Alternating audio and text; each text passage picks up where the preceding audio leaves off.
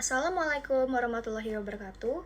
Perkenalkan, nama saya Sherly Devina Nabel. Saya dari jurusan manajemen, ingin menyampaikan materi agama Islam mengenai aspek teologi, ilmu kalam, dan ilmu tasawuf. Yang pertama adalah ilmu tasawuf. Ilmu tasawuf adalah ilmu yang membahas cara mendekatkan diri kepada Allah SWT dengan membersihkan hati dan memperbaiki akhlak. Lalu selanjutnya ada hubungan teologi dan ilmu kalam. Untuk yang pertama, teologi atau ilmu kalam itu lebih fokus kepada keyakinan, kayak iman kepada Allah, terus sifat-sifatnya. Nah, untuk tasawuf lebih fokus kepada pengalaman iman dalam kehidupan sehari-hari gitu. Jadi, ilmu kalam tuh menguatkan akidah, sedangkan tasawuf itu menghidupkan akidah dalam hati dan perilaku. Manfaat ilmu tasawuf yang pertama ada membentuk akhlak yang baik, contohnya sabar, ikhlas, rendah hati. Yang kedua, menghindarkan diri dari sifat sombong dan cinta dunia berlebihan. Lalu yang terakhir ada membantu menjaga keimanan di tengah kehidupan modern. Selanjutnya saya akan menjelaskan materi tentang aspek politik dalam Islam. Dalam Islam, politik ini bukan soal kekuasaan semata, tetapi cara mengatur kehidupan masyarakat agar adil dan sejahtera. Nah, untuk prinsipnya itu, yang pertama ada keadilan. Keadilan itu pemimpin harus adil kepada rakyat. Yang kedua, amanah. Amanah itu adalah kekuasaan adalah tanggung jawab, bukan alat memperkaya diri. Yang ketiga, ada musyawarah atau syura, yaitu keputusan diambil bersama.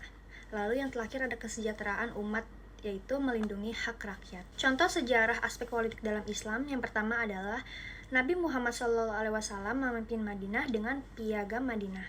Lalu yang kedua, Khalifah Rasyidin memimpin dengan prinsip keadilan dan kesederhanaan. Selanjutnya saya akan menjelaskan materi mengenai sejarah Islam, mulai dari Nabi Muhammad sampai kerajaan Islam di Indonesia. Yang pertama itu dari zaman Nabi Muhammad SAW. Yang pertama, Nabi diutus di Mekah pada tahun 610 Masehi. Lalu beliau dakwah awal, tauhid dan akhlak. Hijrah ke Madinah untuk membangun masyarakat Islam dan menjadi pemimpin agama dan negara. Lalu yang kedua, zaman Khulafaur Rasyidin, itu ada Abu Bakar, Umar, Utsman, dan Ali. Islam berkembang pesat, lalu sistem pemerintahan berdasarkan Al-Quran dan Sunnah. Selanjutnya ada dinasti Islam, yang pertama dinasti Umayyah, yang kedua dinasti Abbasiyah, dan yang terakhir Islam berkembang dalam ilmu, budaya, dan wilayah. Nah, masuknya Islam ke Indonesia itu melalui perdagangan, dakwah, dan budaya. Nah, untuk tokoh pentingnya itu adalah Wali Songo. Kerajaan Islam ada Samudra Pasai, Demak, Aceh, Mataram Islam, Ternate, dan Tidore. Selanjutnya, saya akan menjelaskan mengenai sains dalam Islam dan tokoh-tokohnya. Islam sangat mendorong umatnya untuk menuntut ilmu. Banyak ilmuwan muslim yang berjasa besar bagi dunia. Tokoh-tokoh sains Islam yang pertama ada Ibnu Sina di bidang kedokteran. Kedua ada Khawarizmi di bidang matematika atau aljabar. Lalu yang ketiga ada Ibnu Al-Hitam di bidang fisika atau optik. Lalu yang keempat ada Al-Biruni di bidang astronomi dan geografi. Lalu yang terakhir itu ada Jabir bin Hayyan di bidang kimia. Sekian materi yang sudah saya sampaikan. Selanjutnya saya akan menyampaikan kritik dan saran untuk dosen pembimbing.